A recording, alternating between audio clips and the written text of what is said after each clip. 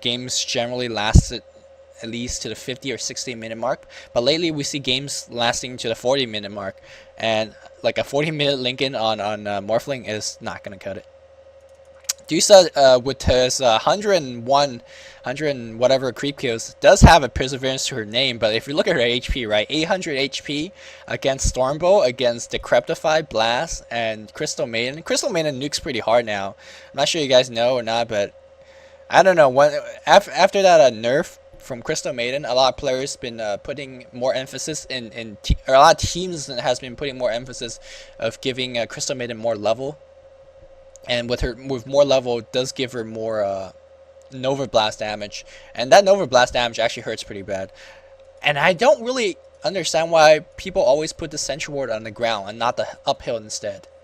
I never really understood that, because I mean, okay, whatever, like, it served the exact same purpose. But anyways, looking at bot lane, Dusa trying his best to farm against the Morphling. I mean, Dusa is kind of trying to go that for the Lincoln Sphere. Yeah, now Lincoln Sphere Dusa is like, she doesn't follow the exact same logic as the Morphling, because Dusa, like, the longer she stays alive, the more damage she does. Whereas in Morphling kind of works a little bit differently. So Dusa getting in the Lincoln Sphere is standard and is probably the best item.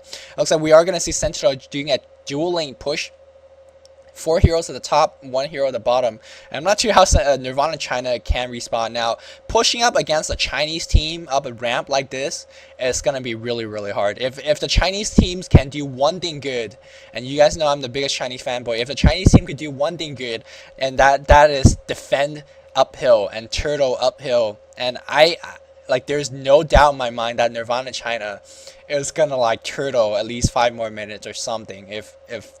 I mean, even against a Pugna, right? That's pretty hard to do, but I'm pretty sure they are just gonna turn up so well. Yes, there is gonna be a lot of initiating power from the Sentinel team, the Clockwork, the Blink Dagger Sven, and what am I forgetting? The Morphling as well. Actually, the Morphling is pushing bot though. But yeah, even against all of those defensive power, you can see that Nirvana China is just holding their own, because all you really need is just a single, like, Mystic Snake and a single Illusionary Orb. And that's the whole push. And, like, Chinese teams always really pick heavy AoE and big AoE, like distant castable AoEs. Like, look at this creep wave. Mystic Snake, Terror, Illusionary Orb, push stun. So, like, the thing is though, Pugna is gonna just blast his tower whenever chance it gets, and this Morphling is gonna be pushing a bottom lane. I'm not too sure whether this Enigma could handle that Morphling. Enigma is going to try to go for his BKB, but I don't think he's going to get it anytime soon. Let me see. Dusa did pick up that Ultimate Orb. Puck is having absolutely nothing. Visage has a headdress to his name, and that's why I don't think this supportive Visage really worked out. You can see Visage is more or less a dead weight now, because he just have a slow, kind of a nuke, and 2 familiars. That's all he does for the team. Whereas if you just solo him, he would have a mecha right now. He probably would have a couple kills due to his high killing power. And but that is not the case. Sentinel could do whatever the heck they want right now. They could just go for the Roshan, or they could just continue this 4-1 push, or just farm. Like, they're so ahead that I don't think anything they would do aside from one of their player having a seizure in WDC would cause them lose the game. So, or maybe since this is Chinese, they would start DDoSing something. Maybe that is a possibility too. It's just jokes, and they are gonna be pushing at the bottom lane. Enigma's like baller. Oh, Enigma TP's out as well. Morphling now goes for another Ultimate Orb. That is finally gonna be Manta. It looks like, yes, let's see if there's going to be another push. A lot of creep waves, but Illusionary Orb and Mystic Snakes, and boom, push is done. Yeah, pushing uphill against Chinese team, especially when they have Dusa, it's just going to be hard. But we do have Decryptify Blast. No, I think the Sentinel is just being extremely patient here, waiting for a good initiating opportunity. I'm not too sure what their first target would be. If they could grab the Puck before he casts any spell, that would be really good, but that's very unlikely. If they could grab the Enigma and kill him before he Black Soul, that is very good as well. They shouldn't focus on the Dusa though. Or if they can focus on the Dusa when the Mana shield's down, that wouldn't be bad either. So the Sentinel has a lot of choices, and they're playing this very, very cool. They're not like rushing uphill, and they do have a very good uphill ward to see what the heck is going on against this tower. Meanwhile, on the bottom, we do see Morphling. Maybe they were just waiting for that, waiting on the Morphling, just pushing against this, because I don't think Enigma could defend it all. And I mean, this is just a matter of time. Every time that blast goes on the tower, that tower lose 100 or 2 of HP, and that is not going to be it. We do see someone is going to teleport in to support that Enigma. Enigma uses black hole, but that black hole is going to be a waste. They probably is going to kill the. Oh, they do kill the They did kill the Morphling, but meanwhile they lost. They lost the Vicious top and lost a tower. Was that worth it? I'm not too sure, but looks like we are going to see the Dusa coming to defend. They are going to stay around, try to suicide this Rex.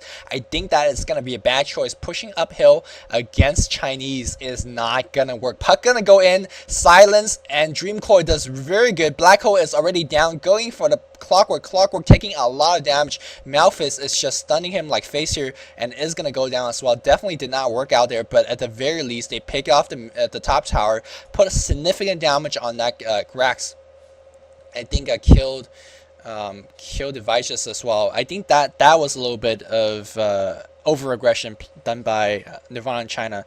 Not Nirvana China. Done by Sentinel. They played this game so far almost perfectly. Aside from the Lincoln Sphere on the Morphling, the ganking was just superb. That Pugna was everywhere. That Sven was absolutely everywhere.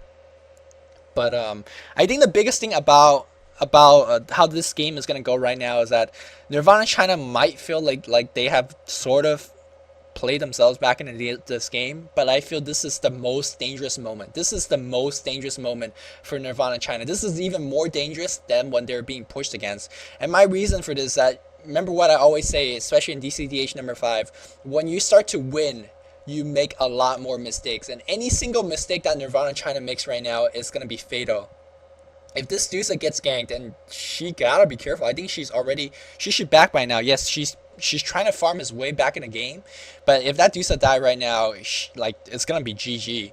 Morphling again is gonna resume his push at the bottom lane. He does have man to finish at this point, so at the very least, Sentinel's got to dedicate 2 heroes, and we do see Clockwork gonna gank the Dusa top. A 4 or 5 hero is gonna come top as support, and this Dusa is so dead. Try to TP out after that. Oh, there is gonna be no TPing out. There is that broke back cog, and that Dusa is gonna go down.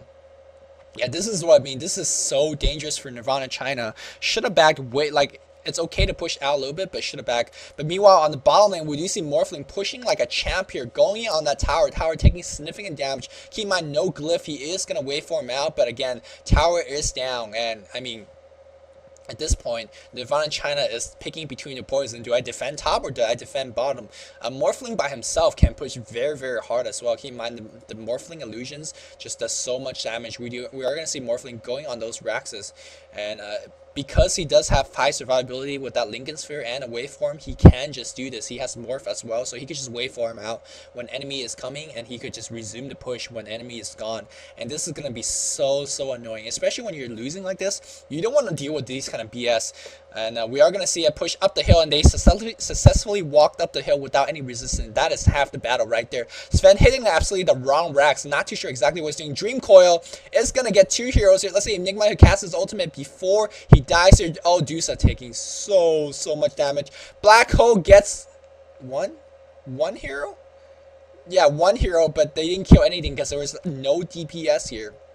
Venge is probably gonna be going down. Are they gonna pick out the Sven? Sven is gonna live. No. Oh, they are gonna repel this push once again here. But look at the mini map. Bot Rax is already gone, and this is, they actually picked their poison. They lost the bot Rax, but they defended top, and I think Dusa might be going down as well. Dusa is gonna go down, and I think this is GG at this point. Really no way for the Chinese team to come back. And yes, GG is being recalled, and congratulations to Roccat.Trust. And I get all the hype now. Roccat.Trust. Okay, they play this game very good, very well. They play this game extremely well, especially ganking phase. But I think what won them the game was picking. They banned Shadow Fiend, they banned Storm Spirit, and they banned Lion, and they gave Puck to PIS. Puck was like, oh no, what did I do in mid lane? Pug is definitely not a bad mid lane solo, but considering that he's gonna get out damaged by Pugna and probably get out nuked by Pugna as well, that is not gonna help. So really well done by TNK on the picking phase, but their ganking was just absolutely marvelous. They played a strat that was suitable to their playing style. I feel that Chinese team is extremely weak against ganking, especially behind the tower gank or a lot of tower diving. They don't really respond well. We see that eHome has dropped to DTS in kind of a similar fashion, where that Enchantress just walked all over eHome. And on a similar fashion, we do see Sven and Pugna and and CM was just ganking like champs, and the Chinese team just got out-ganked and out-picked as well. So nothing too much to talk about other than that. This is definitely not the best performance that Nirvana China has been putting, but Nirvana China is really one of those teams that, like, they could beat any team in the world. It's just up to whether they play correctly and they pick correctly. So this is group stage A or B or something like that. And not to spoil the result, but I am sure a lot of you guys already know the result. Roccat.Trust and Nirvana China exited the group stage. So despite Nirvana China losing this game, they exited the group stage as well. So there are going to be a lot more WDC commentators coming out from me and from the other commentators as well. I know Ian's doing at least 2 more. Jack's probably going to do 1 or 2, and Hobbs 3 is also might be doing 1. So there's that. There's going to be a lot more replays, so stay tuned for that. Hope you guys enjoyed this commentary, and this is Loomis signing off.